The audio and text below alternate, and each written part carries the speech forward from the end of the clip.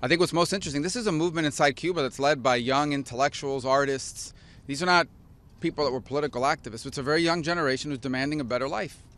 And the entire power of the regime, the military, the party apparatus, the government, everything, the entire power of that regime was unleashed to prevent people from walking in the street and shouting slogans. To think about that for a moment. They unwittingly, in so doing, did two things. The first is they created a powerful new symbol of resistance. I think this only adds to the movement. They actually gave, for a week and a half, free publicity to artists and intellectuals that may not have been widely known throughout the island as leaders of this movement that now are well known within the island. The second thing is they revealed who they really are. I, for the life of me, don't understand how any of these countries that continue to defend Cuba in international forums can do so.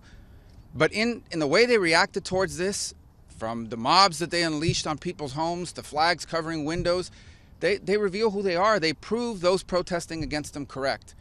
And so I hope this administration will use the power and the influence of this government that we have at every international forum to ask countries around the world, how can you continue to align with this? How can you continue to support and defend this regime, this government, and its actions? Now, it's already been mentioned about the internet. Look, the technology to do it exists. It's not easy, but it can be done, especially in key moments in which we know the internet's going to be shut down. It's a matter of will and desire. Correct. And I don't expect a lot, frankly, when the person in charge of the Cuba portfolio in the State Department just a year and a half ago was organizing trips for members of Congress to meet with the regime. I don't expect a lot when the people at the National Security Council who are involved in the Cuba portfolio are people who are deeply involved in negotiating a failed deal with the regime.